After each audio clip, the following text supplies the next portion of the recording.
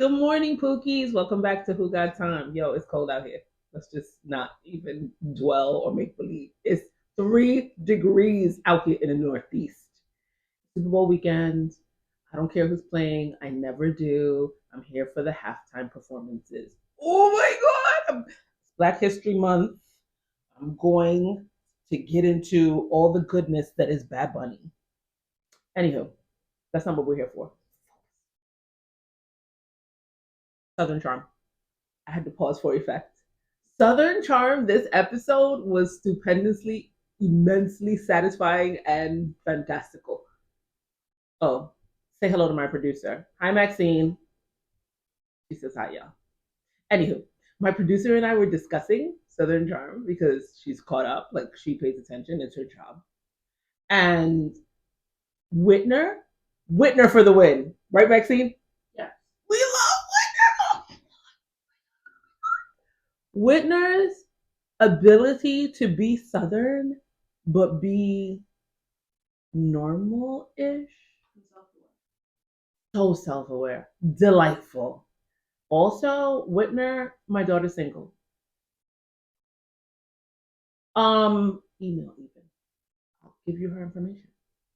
I want you to know that if in no other episode at no other time on this show you've picked it up, you will pick it up in this episode that Benita and Sally are more alike than not. Right, Maxine? Right. I'm not alone in this, people.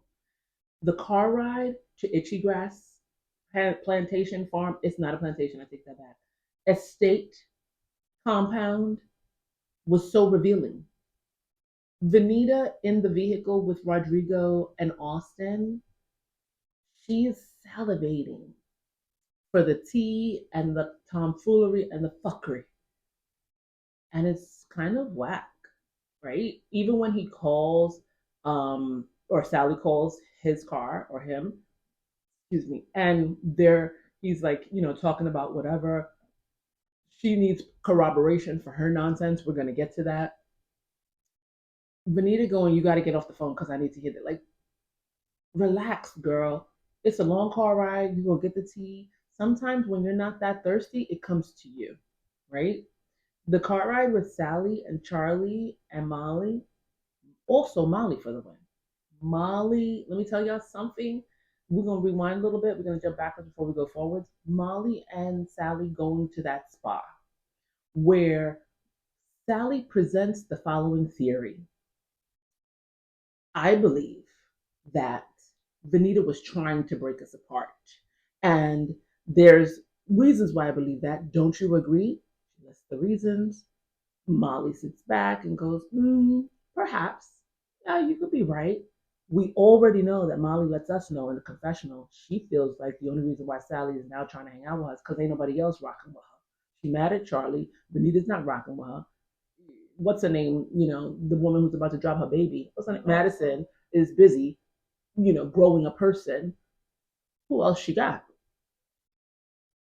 I'm happy and I was delighted to see that Molly is not dumb and just along with the okay, but the nerve of Sally, the nerve.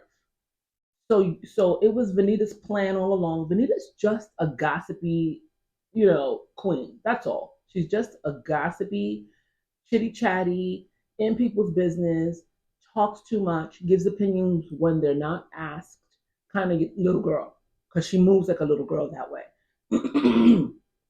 She's the queen of run tell that, which she shouldn't be, particularly in an environment where you are one of one. You shouldn't be labeled as that right out the gate, and that's exactly what you are, dear. And I'm saddened that that's how you're showing up. It makes me sad because yeah, representation is everything, and there's a lot of little girls watching this and a lot of young people watching this, and you're our representation. Period. You just are. Then we fast forward a little bit in that same spa scene, and all of a sudden, Sally's like, no, because she's telling us in the confessional, we worked together, Molly and I, back at Republic, and we were good friends. And you think Molly forgot that you dropped her like a sack of potatoes? You think Molly forgot that you're not really rocking with her since then? You're a different you? She didn't. Good for you, Molly. So we fast forward now to the car. Sally has already proclaimed 6 ways to Sundays that she doesn't care about Craig. And fuck him and his not being able to see that she was just being regular and being a girl who likes him, and he got caught up and he's gonna do the same thing to you, Charlie. No, because he's out here talking shit about you, Charlie. He absolutely is. And as your best friend, I'm just here to tell you. I believe two things to be true. I do believe that he was talking shit about Charlie, Craig. Your thoughts, Maxine? I don't think he was. I'm going to tell you why I do think he was. I believe it, and I believe Austin, because that was why the call to the car happened, because she needed corroboration. Because he told Shep. He wasn't talking to Austin. He told Shep, and Shep is the king of repeating what people tell him, because he has no skin in the game. He doesn't care. And Shep was the one that repeated it, not Austin. That's why I believe it. Shep doesn't give a fuck. Shep's gonna repeat what you tell him, because then you shouldn't have told me. And then later on the back end, he'll be like, I'm sorry. My bad. I shouldn't have said anything. I know how they are. But Shep is the king of solidly. No, that's what you said. And so I did repeat it, but you said it. I believe he did say that. I believe that he does believe that he's going to make Charlie fall in love with him. I think that Charlie is the perfect situation for a Craig character. Craig likes girls who are soft, demure, and seem to be malleable. He can shape them into what he needs. And he plays the innocent, here for you, want to take care of you prince. Meh. Anyway, Sally being insistent that Charlie sees she's trying to save her. Does that sound familiar? Maxine, who's that? Who's that who did the same exact thing, the same playbook, step by step, A, B, and C? Who's that? Knock off. But who else did it? There you go. They are flip sides of the same coin. Vanita did the same exact thing. It was the same fucking play. Football, right? That's a football analogy. I don't know either, but it sounds right. Yo, you hate each other because you are each other and you don't like seeing your reflection. What? Bananas. Madison, go off. Go cook your baby. Stay out of the mess. You did a good job. You looked great your whole pregnancy. Go have that little girl. Also, do you not love Madison's son? Just a sidebar. No reason. He wasn't in this episode. Is he not the cutest thing ever? I think I like her husband more than I like any character on any Bravo show. Not for nothing. Her husband seems to be solid. Good for him, and I wish him health because I knew he had some health problems last season. Moving right along. That's it on that for Southern Charm. Southern Charm is winning. I want to know, come the reunion, if Vanita's going to take any accountability for her nonsense. We see at the end of this episode of Southern Charm, in the coming attractions, that Vanita loses her cool in a conversation, I believe, with Sally. And when Whitner pipes in, she tells him to shut the fuck up. That's me with my head, the tire screeching. Producer Maxine, in his house, on his estate, she's nodding vigorously. Girl, the way I would have shown her the door, call yourself an Uber. It'll be down at the gate. Walk to mile marker 6. What? She said it with gusto. She said it from here. She used her diaphragm. When she just, Whitney, I'm not talking to you. Shut the fuck up. Where is all of your Southern charm? That's it. That's all. That's it. That's all. That's all I got for Southern Charm, y'all. I can't wait. Oh, I can't wait for the next episode. Also, do you not love Whitner's mom? Sidebar. That I'll leave you with that. She's so cute. I like that he runs around saying mother. Yes, mama, mother, where are you? He has not once called his dad. He loves his mama. I love that. We're moving along to nobody's favorite, Married to Medicine. Have you ever had cod liver oil? Castor oil, any of the nasty oils that my grandparents used to make me drink, they used to give me.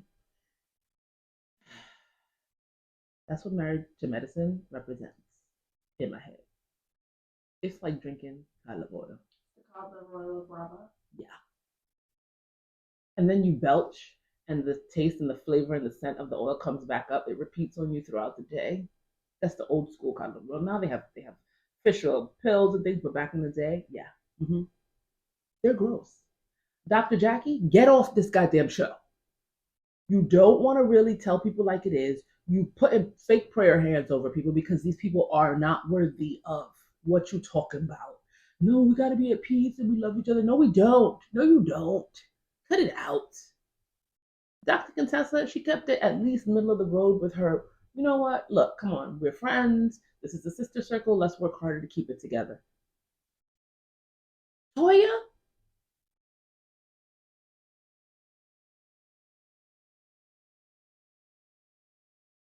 Quad, I said this to you last week. I'm so sorry that it came to fruition between that episode and this episode. Girl, I told you that man didn't like you. I told you that man was not really here for you. I believe that he was here for the notoriety. I think that he was here, and then initially maybe he did like you, or maybe he did have good intent. But once you insisted you wanted a baby and you wanted to retrieve eggs, and he knew he didn't want to do this. Girl, I'm sorry, but your picker, maybe you need to put it on hiatus. Maybe you just need to take a break. You are a beautiful woman. You're clearly very smart. You are hardworking. Take a break. Take a break because I believe that you are putting what they got and what they look like first and foremost. I understand you want what you want. Your picker broke right now, though. Send it out to get repaired. The rest of them, Dr. Simone, she didn't lie on Heavenly. Heavenly is diabolical. I believe that she literally is a pathological liar. She don't even think about it. The lies just flow. And then the tiptoe back, this episode, where she attempts to explain away why she bald-faced repeatedly lied on Simone. Take the show off the air. I'm finished with them. Take them off. No more. No more good comes of this show, nor can come of this show. Why are we still doing this? That's the end of that. I don't. And I have to talk about it because it's on Bravo. But yuck. That's the end of that. I'm moving right along to my fave this season, Beverly Hills. I've said this before and I'm going to continue to say it till the season ends or she fucks up. Rachel Zoe is my MVP. My producer is nodding vigorously, is what I'm seeing at the corner of thine eye. Rachel Zoe is honest about her vulnerability, her vulnerable moments. She doesn't hide. She does put on her big shades though, but she's honest about where she's at in the moment. I appreciate that. She's also a good listener. She hears what you're saying, but she is keenly listening and then she defends. She doesn't defend the person against that person. She's defending the thing, the happenings, right? And when I say that, I mean when Dorit is sitting there, and Dorit is very good at defending herself. But that doesn't mean you don't want someone standing with you and behind you. You don't want to feel like you're on an island and you're the only one trying to, stave off the attack. So when she's sitting there talking to Kyle, who sidebar, the producers are nasty. They did nasty work this episode because Kyle, when she's looking directly at you, the way that the cameras are catching her looked like her eyes were crossed, like crisscrossing 2 and 3 lanes. It was awful. And I was like, this is nasty work for the producers because you could have switched to a different camera. But the way Kyle was trying to spin the narrative and explain how I'm just trying to be your friend. And the things that people are talking about on all the different Reddit, and why are we talking about the internet and social media and who cares? Your husband is out here holding girls' asses and making out. You out here with your little lover, and when people ask you about your situation, you kept saying nothing. You don't want to talk about it. Leave me alone. I've buried my soul for however many seasons. I don't always. If this girl is in the thick, and I have said and maintained that I think Dorit needs to ease back on the rage juice. But I'm a divorcee. I also know how hard that is. I also know how lost you feel. I also know how from moment to moment, as Rachel pointed out, sometimes you are so strong and you feel so good and you feel so capable. And by the end of the day, you're just worn out because you got to hold the walls. You have to toe the line, right? It's, you get worn out. Like it's literally burning the candle at both ends. So sometimes it's nice when someone says, nah, she's making sense. She's right. I agree with her. And that wasn't happening from anyone except usually it's Bose who jumps in. But it was so nice for Rachel to be like, look, I'm in a similar situation right now. And I understand what she's saying. She's not comparing their walks, but she's saying, I know what it feels like to have to be strong in my business, for my kids, in my everyday life, to shore up my walls. But sometimes when I get home, I got to go in the closet and weep because it's too much. I get that. I personally like to weep in the shower because the water washes it away, and who knew? But I understand that. I understand having to be strong because you are a strong human being, but also wanting to have support and being allowed to have your vulnerable moments, being allowed to do too much, having your friend just sit beside you and rub your back and go, I know you're going through a hard time. This sucks. And fuck him. And then stop right there. Kyle seems incapable of doing that. For as much as Amanda, the cult survivor, has thrown the attention to her when she's blaming, because she's blaming Kyle. Well, I was just responding to Kyle. Well, Kyle asked me the question, so yo, Amanda, these people not buying your, what is it, 16 lesson plan? These people not buying your manifestation program. These ladies know you full of shit. Do you think she'll be back next season? No, I really don't believe, and word on the street, the Bravo blogs and pages are talking about how she stopped filming. She has cut in the middle of the season. What we are seeing is what was already filmed. She stopped in the middle of the season. She said, I'm not coming back. Why? You're a manifester. Manifest something better for yourself. Manifest these people being able to see you for who you truly are, since you say that this is not who you are. You literally sat there talking about how no, people should be able to have conversation in a soft and kind manner. Yo, when Bo said, what reality do you live in? Yeah, you could set boundaries for yourself, but you can't force somebody to meet them or to stay behind the boundary line. You can set your boundaries, and then if they don't respect it, you remove yourself. Duh. Oh, Amanda, I can't. I'm not here for Amanda. I wish she would take Kyle with her. Kyle is full of shit. Kyle had an opportunity to say, yo, Amanda, that's not what I said. That's not how we were. That's not how the conversation went. And she didn't. Instead, she turned and she attacked Dorit in the name of, I'm your friend. I'm here to support you. I'm just trying to help you. Whatever. Do you think that Beverly Hills is the same reboot that New York does? No, because New York doesn't even exist right now.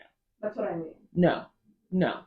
I think that Beverly Hills is doing it properly. That's a really good question. I think that Beverly Hills is doing it better than New York did this last season. I think that Beverly Hills has quality characters.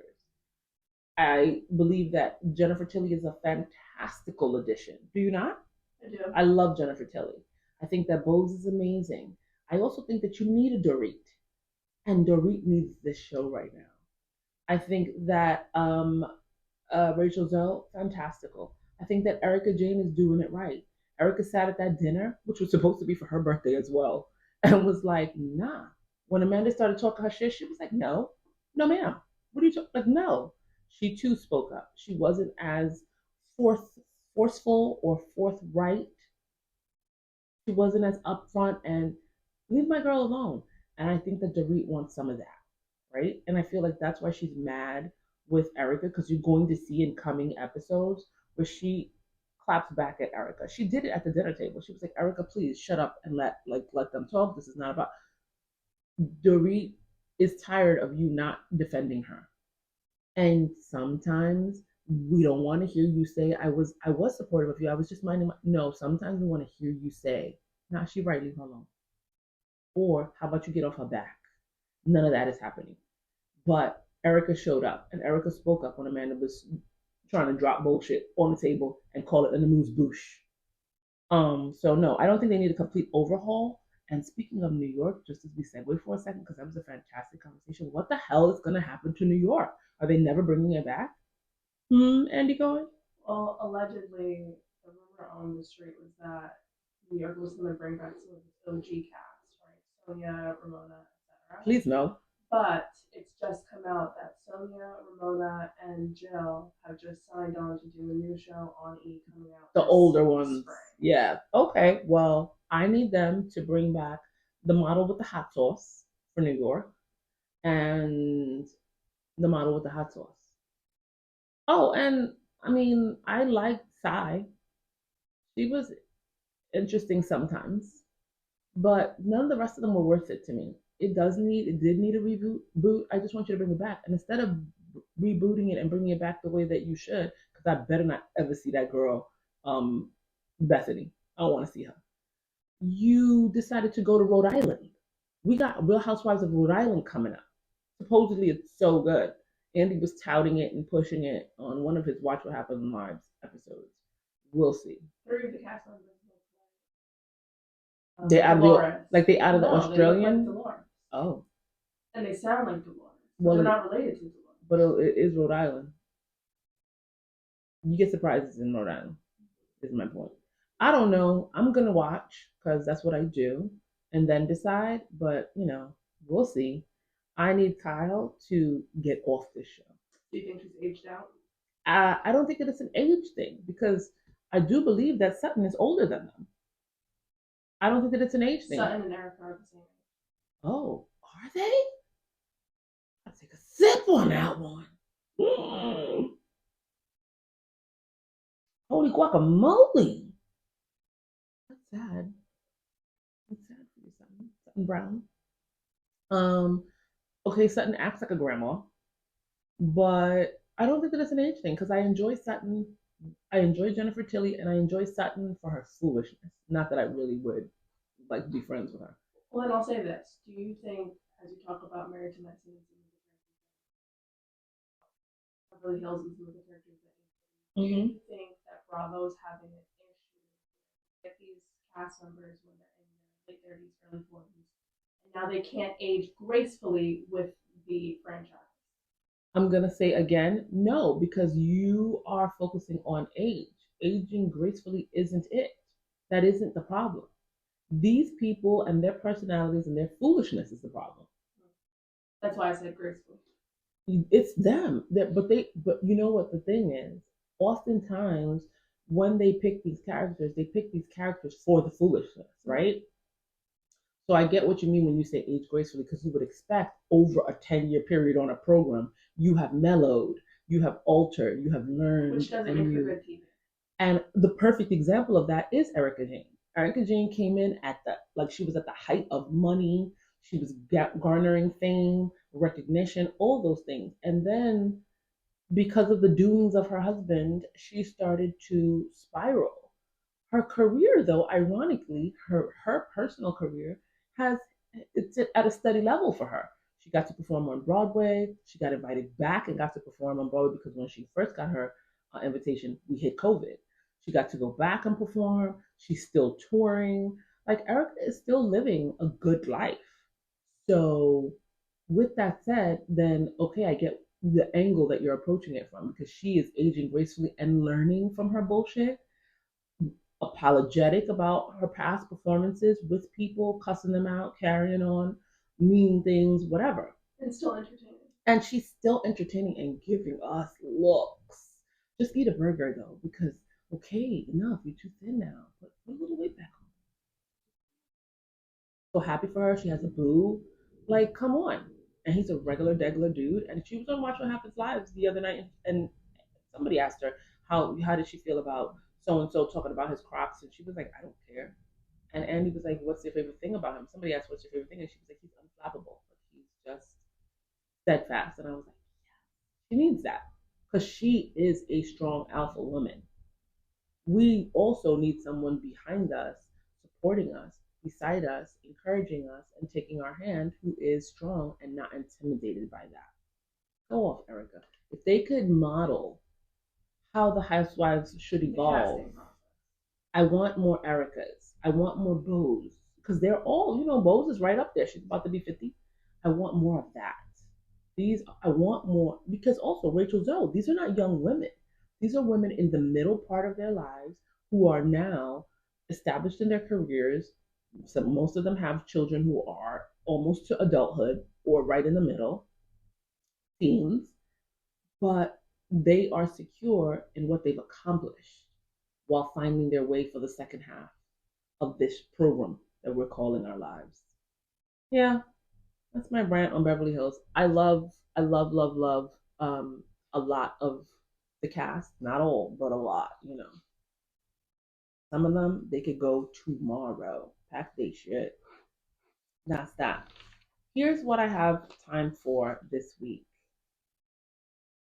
And I say this with no humor.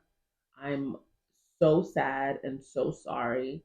I have been an NBC watcher for all of my adulthood. My parents used to be CBS people. I'm an NBC child. I also have met many of my local news people because I'm a New Yorker. I'm so sad for the Guthries. I'm so sad for Savannah and her siblings. I want their mom, Nancy, give Nancy Guthrie back. Like, give her back. She's innocent. This woman is 80 something years old. This woman is innocent. Give her back. That's it. That's all. Period. Like, this Keystone Cop fuckery was never going to work. It clearly hasn't worked. Give her back. Today makes a full week since she went missing. Give her back. That's it. That's all on that. Can't even. Like, I'm just so sad for them.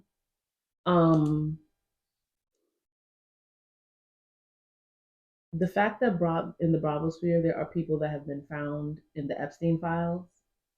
Yeah. Whitney, you gonna keep him as EP on that Southern Charm? I'm just asking for some friends. Yeah. And last but not least, here's what I don't have time for. I don't have time for misleading the babies, right? My son came home from school with this. You guys can't read it, but it's this little sheet that he had to sign. It was from the school counseling group. And it's about teaching children to be a bystander when they see bad things happening or an upstander and be supportive. There are four major key points they list. And the title of this is If It's Mean, You Should Intervene. Speak up when you see a bully and tell them to stop. Stand together as a group supporting whoever's being bullied. Tell a grown up. And last but not least, be a friend and help the victim. That's what we're teaching the babies in grade school. How come every time I see the news, somebody's encouraging folks to go back in their house and mind their business? Folks are getting told as they protest, they shouldn't. Folks who are out here trying to be supportive of their fellow neighbor are being told, mind your business. This ain't got nothing to do with you. Get out the way. Which one is it? The babies are confused. That's it. That's all. Love y'all.